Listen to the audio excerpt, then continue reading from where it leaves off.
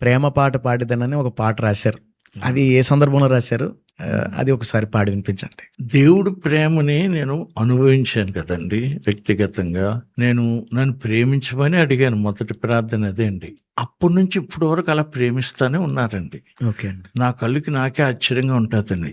అడిగిన వెంటనే నన్ను ఇంత ఇలా ప్రేమించేది ఏంటి ప్రభు అని నేను బాగా అనుభవించానండి ప్రభు ప్రేమని. ఓకే అండి. అందుకని ఆ అనుభవాలతో కూర్చి నేను ఈ పాట పాడతాను ప్రభు అని సునాదాలు బోర్లు ఊది నీకోసం సునాదాలు చేస్తాను, నిన్ను ప్రకటిస్తాను, ఇంకా నేను నీకోసం అని చెప్పి ప్రార్థన చేసుకున్నానండి. ప్రభువా, నేను అనుభవించిన అనుభవాల్ని దేంతో పోల్చి చెప్పగలనని ఆ ప్రార్థనలో ధ్యానం చేస్తే ఈ మాటలు వచ్చినాయండి. ఈ పాటల పుస్తకంలో 144 పాట అండి. ఓకే. ఆ పాటలో కాలాలు మారిపోవచ్చండి. మనిషికి కాలాలు 8 ఉన్నాయండి. తల్లి కడుపులో ఉన్న కాలం పిండం అంటారండి. తల్లి కడుపులోంచి బయటకు వచ్చాక శిశువు అంటారు. అది 9 నెలలు, ఇదేమో 12 నెలలు అండి. అందుకే ఇది నెలలే లెక్కెడతారు. తర్వాత 2వ సంవత్సరం నుంచి 12 వరకు బాల్యం అండి.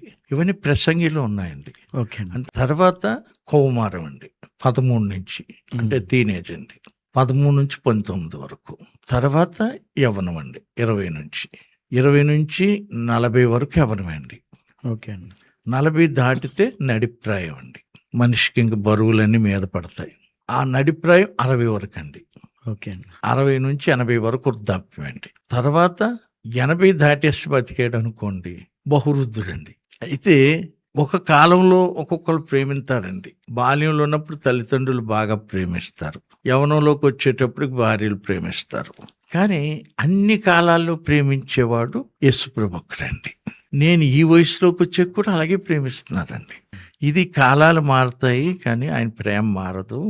అనుభవాలన్నీ కూర్చి ప్రేమ పాట పాడేదను, బూరలు ఎత్తి ఊది సునాదాలు చేసేదను.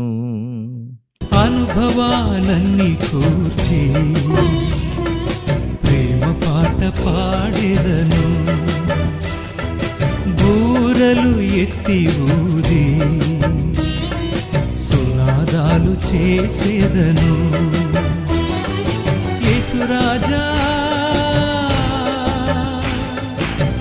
నిన్నే సేవింతును,